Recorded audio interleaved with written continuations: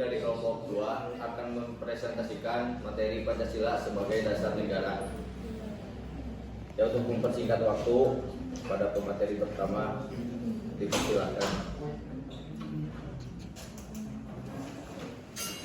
Baik, assalamualaikum warahmatullahi wabarakatuh. Waalaikumsalam warahmatullahi wabarakatuh.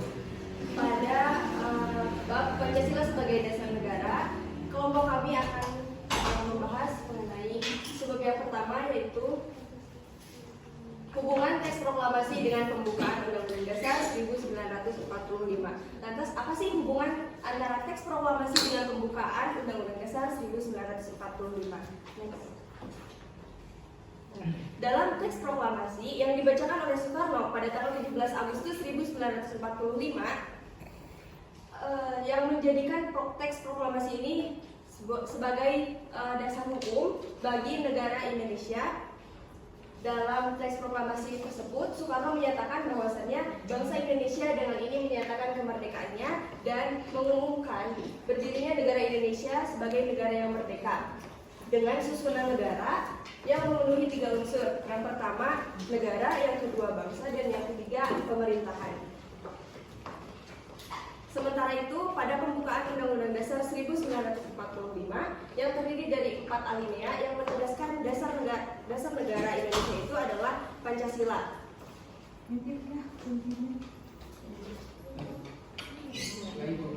Sebenarnya pada ketiga unsur yang telah disebutkan pada teks proklamasi sudah tercantum atau terkandung dalam pembukaan Undang-Undang Dasar 1945. Maka dari itu dapat dikatakan bahwasannya teks proklamasi kemerdekaan Indonesia dan pembukaan UUD memiliki hubungan yang sangat erat karena keduanya merupakan dasar hukum dan pijakan dalam berdirinya negara Indonesia yang merdeka.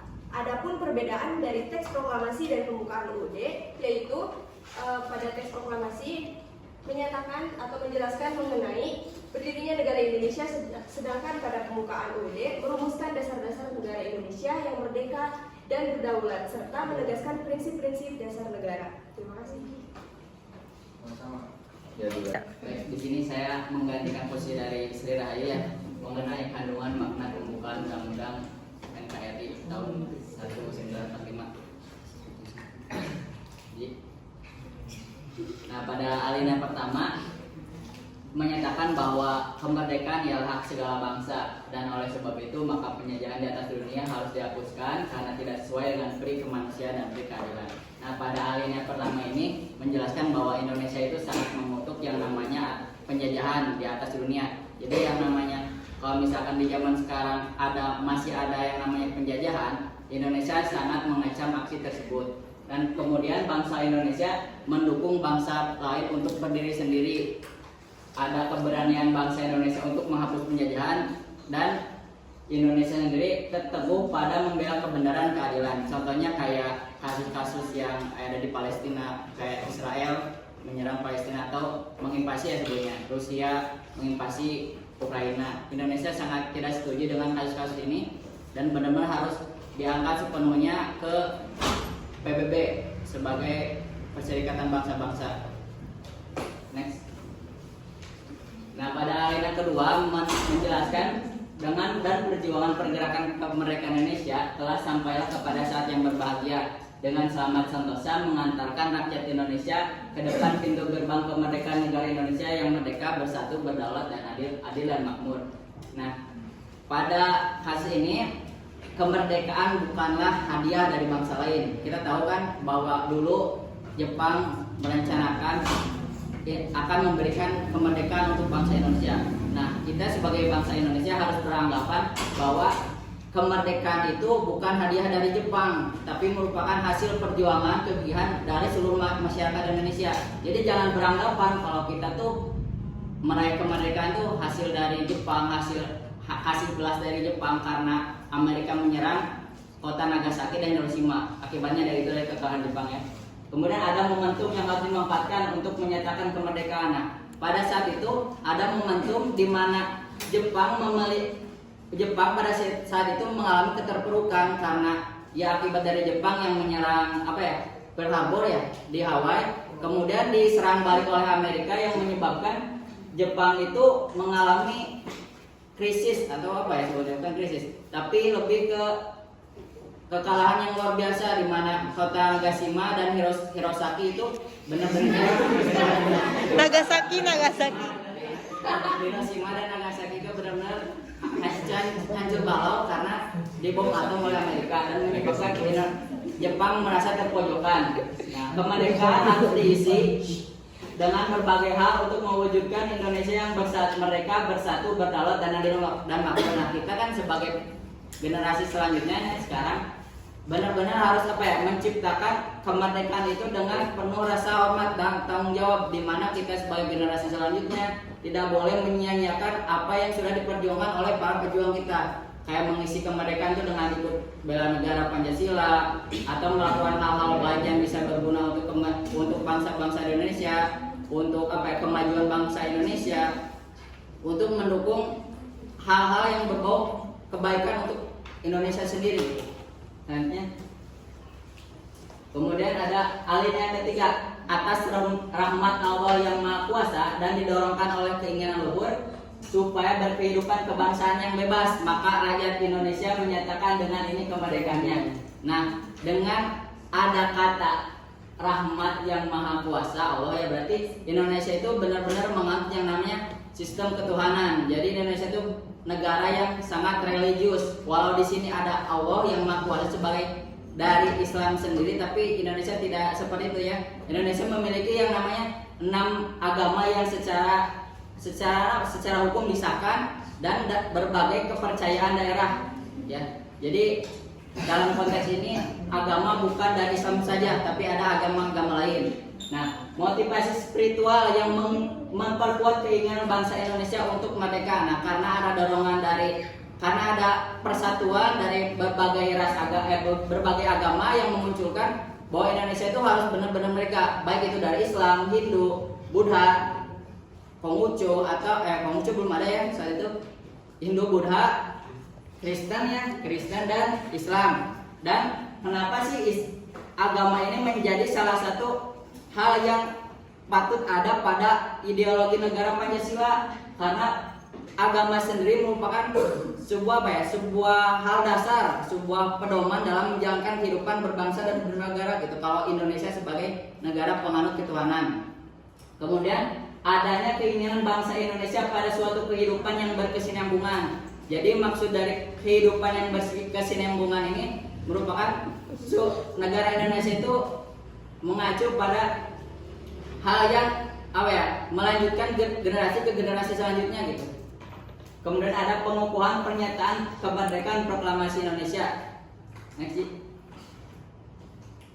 Alinea keempat, adanya cita-cita dan tujuan bangsa Indonesia setelah merdeka dan menjadi sebuah negara. Keberadaan undang-undang untuk meneguhkan kemerdekaan Indonesia berkedaulatan sebagai rakyat dan Pancasila sebagai negara. Pembukaan NKRI tahun 1945 mempunyai kedudukan yang tinggi, berisi tujuan kaidah negara yang memuat prinsip-prinsip negara seperti bentuk negara, dasar negara dan tujuan negara Indonesia. Nah, mungkin selanjutnya dijaga Nabila. Baik, Assalamualaikum warahmatullahi wabarakatuh. Assalamualaikum warahmatullahi wabarakatuh. Di sini saya akan sedikit menjelaskan tentang kedudukan dan fungsi dari Pancasila. Jadi Pancasila tersebut menjadi sistem atau pedoman dari bangsa Indonesia. Nah, Pancasila juga menurut Thailand 2016 halaman 184 sampai 185 pada alinea keempat yang sudah tadi dijelaskan oleh Hafid bahwa terdapat tujuan atau cita-cita bangsa negara Indonesia tersebut. Yang pertama adanya kesatuan subjek atau penguasaan yang mengadakan peraturan hukum. Nah, hal ini tuh terpenuhi dengan adanya suatu pemerintahan negara Republik Indonesia. Yang kedua adanya asas kesatuan kerohanian atau suatu dasar dari keseluruhan peraturan hukum. Yang ketiga adanya kesatuan daerah. di mana seluruh peraturan-peraturan hukum itu berlaku. Jadi sesuai dengan Pancasila yaitu Bhinneka Tunggal Ika, bahwa berbeda-beda tetapi tetap satu jua, walaupun kita dipisahkan oleh pulau, tapi dengan walaupun kita dipisahkan dengan pulau-pulau dan keberagaman antar budaya, bahasa, suku, ras dan lain sebagainya, tapi yang namanya Indonesia itu tetap bersatu dengan adanya Pancasila tersebut dan adanya kesatuan waktu. Next. Nah, prinsip pembukaan Undang-Undang Dasar 1945. Nah, syarat kan Undang-Undang Dasar itu kan hampir sama dengan yang namanya Pancasila, yaitu pedoman negara gitu. Syarat sebagai fundamental norm dilihat dari segi satu dalam hal-hal terjadinya. Jadi hal-hal yang terjadinya itu ditentukan oleh proses bentuk negara dan terjelma dalam suatu bentuk serta dinyatakan dalam suatu lahir atau ijab kabul. Nah, yang kedua ada dalam hal isi. Dalam hal isi tersebut ada dasar negara. Dasar negara itu tujuan umum dari negara Indonesia atau cita-citanya terdapat pada alinea keempat yang berbunyi ikut serta dalam melaksanakan ketertiban dunia yang berdasarkan kemerdekaan, perdamaian abadi, dan keadilan sosial. Pada kalimat tersebut realisasinya dalam hubungan politik luar negeri Indonesia yang bebas gitu. Jadi Indonesia itu bukan hanya berpolitik antar satu partai dengan partai yang lain, tapi juga berpolitik dengan partai-partai atau organisasi-organisasi yang ada di luar negeri. Terus selanjutnya ada ketentuan diadakannya Undang-Undang Dasar. Dengan disusunnya kemerdekaan kebangsaan Indonesia dalam suatu undang-undang yang terbentuk dalam suatu negara Indonesia sesuai dengan tadi ya cita-cita bangsa Indonesia, yaitu membentuk suatu negara Indonesia dalam suatu negara kesatuan Republik Indonesia. Dan yang terakhir ada filsafat negara. Nah, filsafat negara ini tuh mungkin hampir sama dengan asas kerohanian gitu. Jadi sebelum adanya ilmu-ilmu gitu, jadi adanya filsafat negara. Sekian dari saya. Assalamualaikum warahmatullahi wabarakatuh. Baik, assalamualaikum warahmatullahi wabarakatuh. Di sini saya akan menjelaskan bukti Pancasila sebagai dasar negara. Yang kesatu terdapat dalam pembukaan Undang-Undang Dasar 1945 pada alinea keempat yang secara nyata merupakan 5 sila Pancasila, yaitu ketuhanan yang Maha Esa, kemanusiaan yang adil dan beradab, persatuan Indonesia, kerakyatan yang dipimpin oleh hikmat kebijaksanaan dalam permusyawaratan perwakilan. Pancasila dijadikan sebagai ideologi negara karena Pancasila merupakan dasar negara yang dianggap cocok dengan kepribadian bangsa Indonesia, dan Pancasila dijadikan sebagai landasan dalam berperilaku bertingkah laku karena Pancasila merupakan dianggap paling cocok dan merupakan sebagai contoh nilai yang baik. Yang kedua, Pancasila dijadikan dalam pembentukan batang tubuh Undang-Undang Dasar 1945. Pancasila dipilih sebagai ideologi negara karena memiliki nilai-nilai fundamental yang dianggap mampu menyampaikan suara maupun aspirasi rakyat Indonesia, dan Pancasila dijadikan sebagai landasan dalam berpikir dan bertingkah laku karena Pancasila merupakan sebagai pegangan dalam pembangunan dan pembentukan pemerintahan yang berdaulat, adil, dan makmur. Yang ketiga, sila-sila yang terdapat dalam Pancasila mengatur semua sendi kehidupan bangsa Indonesia. Sendi kehidupan bangsa Indonesia yang jelas dalam pembangunan dan pembentukan pemerintahan yang berdaulat, adil, dan makmur. Di sini maksudnya karena Pancasila itu memiliki dasar-dasar yang dianggap baik yang menurut tadi. harus berlandaskan pada Pancasila. Baik, terima kasih. Ya. Selanjutnya itu hubungan pembukaan Undang-Undang Dasar 1945 dengan batang tubuh Undang-Undang Dasar 1945. Bagian pertama, kedua, dan ketiga, pembukaan merupakan segolongan yang tidak mempunyai hubungan kausal organik dengan batang tubuh Undang-Undang Dasar 1945. Hubungan kausal merupakan penyebab keberadaan batang tubuh Undang-Undang 1945, sedangkan organis yaitu batang tubuh dan pembukaan Undang-Undang Dasar 1945 tidak dapat dipisahkan. Jadi hubungan kausal organis itu adalah hubungan saling keterkaitan antara pembukaan Undang-Undang Dasar dan juga batang tubuh Undang-Undang Dasar 1945.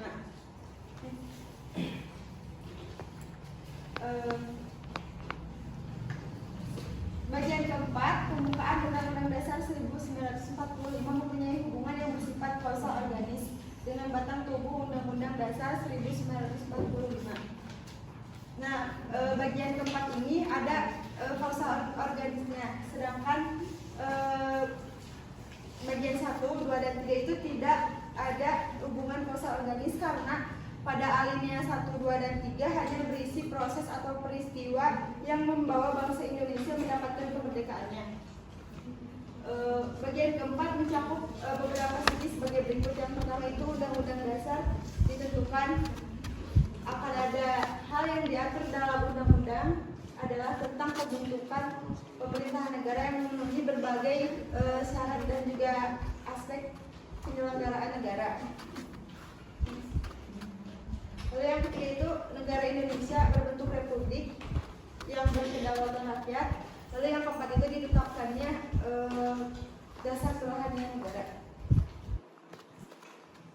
Hubungan pembukaan Undang-Undang Dasar 1945 dengan batang tubuh dari Undang-Undang Dasar merupakan penempatan pembukaan alinea keempat pada kedudukan yang sangat penting. Jadi yang mempunyai hubungan kausal organis itu hanya alinea keempat, alinea 1, 2, dan 3 itu tidak ada hubungan kausal organis.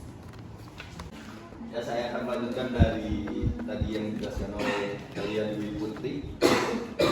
Nah, dalam tertib hukum Indonesia yang lazim disebut juga sebagai tata urutan hukum dijamin dalam Undang-Undang Nomor 12 Tahun 2011 tentang pembentukan peraturan perundang-undangan yang terdapat pada pasal 7.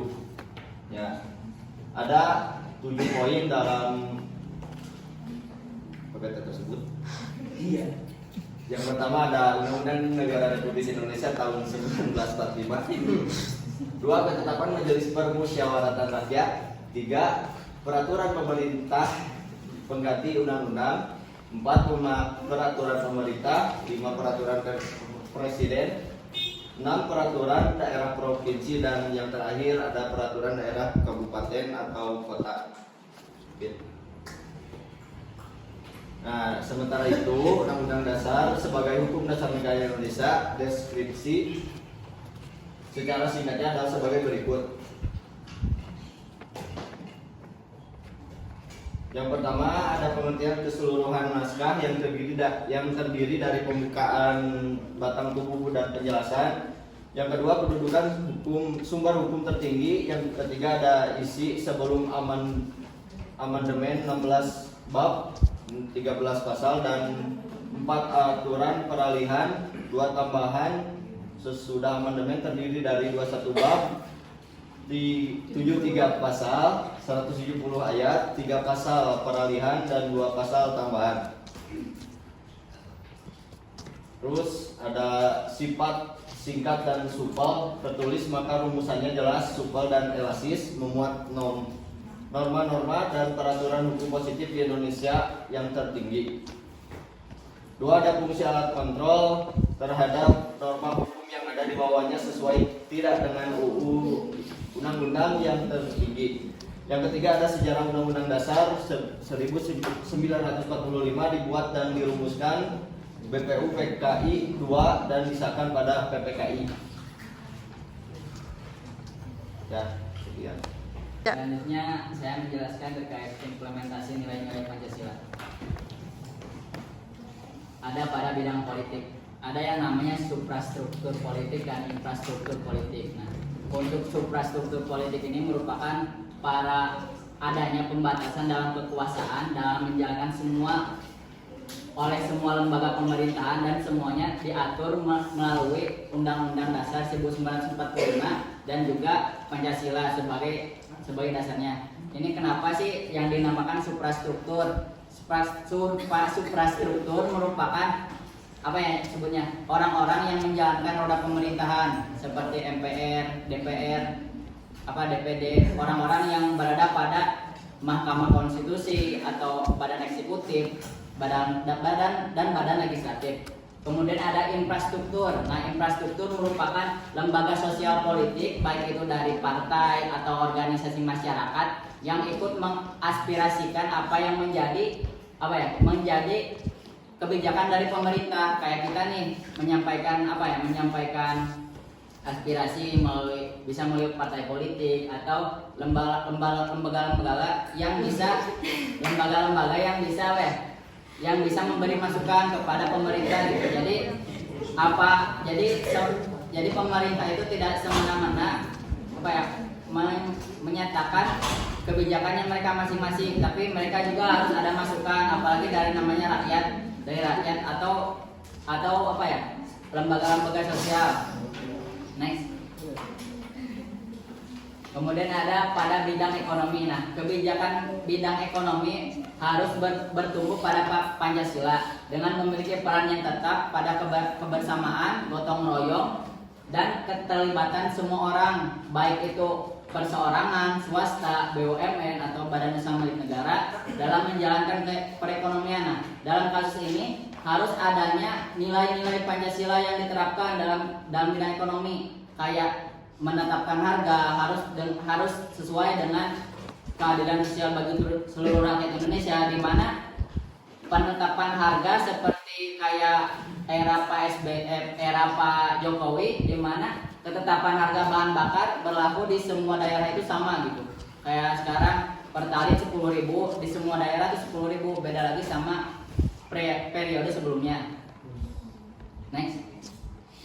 Kemudian ada bidang sosial budaya. Nah, pada pasal 31 ayat 5 Undang-Undang 1945 memajukan ilmu pengetahuan dan teknologi dengan menjunjung tinggi nilai-nilai agama dan persatuan bangsa untuk memajukan peradaban serta kesejahteraan semua orang. Nah, pada kasus ini semua orang itu wajib untuk melestarikan dan menjunjung tinggi yang namanya nilai-nilai budaya gitu. Jadi kita tuh sebagai masyarakat Indonesia tidak boleh yang namanya kayak intoleransi kepada budaya-budaya di luar kita. Kayak kita orang Sunda, kita harus benar-benar toleran ke budaya Jawa atau budaya-budaya dari pulau lain. Terus negara benar-benar harus mendukung yang namanya sosial dan budaya di Indonesia. Jadi kalau misalkan ada budaya di Indonesia itu, negara harus benar-benar ikut melestarikan atau menjaga yang namanya budaya Indonesia tersebut, budaya daerah tersebut gitu. Jangan sampai budaya itu hilang atau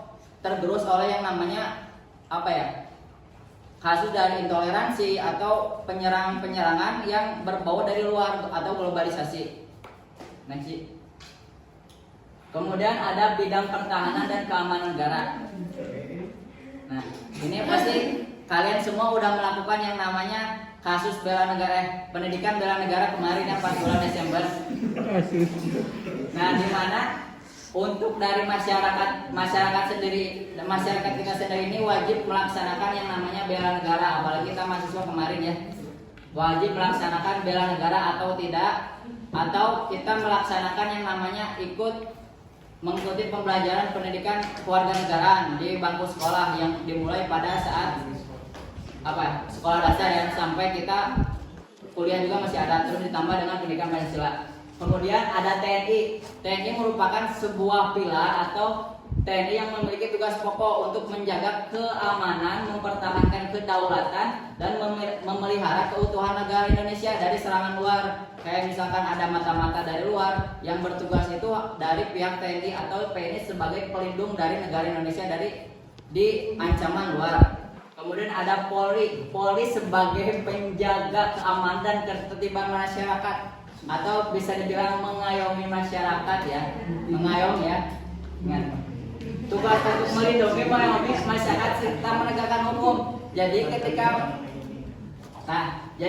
kita ada kasus di mana tindak kejahatan yang dilakukan oleh warga negara Indonesia, maka yang berhak untuk menegakkan keadilannya tersebut adalah dari polisi sendiri. Jadi yang namanya polisi itu benar-benar kayak sentranya dalam pengamanan di dalam negeri ini gitu.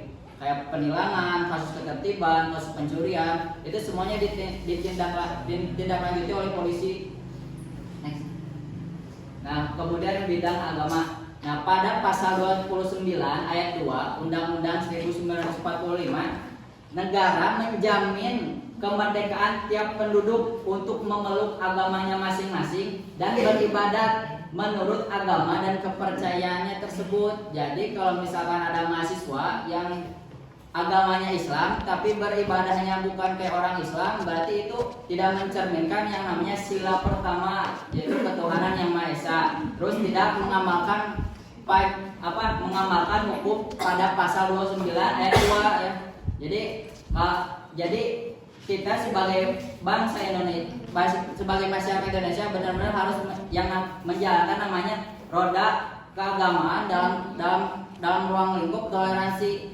Pasti pada era modern sekarang ini banyak kasus di mana orang-orang saling menjelek-jelekan atau saling memojokkan terkait agama, apalagi dalam kasusnya minoritas dan mayoritas.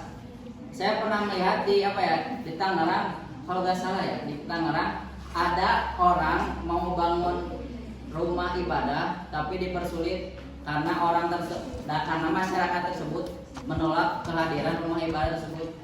Saya nggak mau menyebutkan siapa pelakunya, pokoknya itu aja. Kemudian melaksanakan ibadah sesuai agama yang dianut, menjunjung tinggi perbedaan antar umat beragama. Nah, jadi kalau misalkan ada dari kita yang sering menyebutkan bahwa hayu login, pada teman-temannya suka bilang login-loginannya kepada umat kepada teman-teman yang berbeda agama, itu sudah melanggar yang namanya nilai toleransi di Indonesia. Jadi orang-orang tersebut bisa disebut intoleran dalam kasusnya. Kemudian hidup dalam toleransi perbedaan kepercayaan. Nah, ini sangat sensitif, saya emang nggak mau apa-apa. Nah, terkait pada bidang keagamaan ini merupakan hal yang benar-benar sentral bagi masyarakat Indonesia dan sangat mudah tertuang pada Pancasila sebagai ketuhanan yang Maha Esa. Indonesia sebagai negara yang religius dengan menganut sistem ketuhanan. Oke. Sekian, terima kasih dari kelompok kami. Mungkin sekarang saya jawab ya.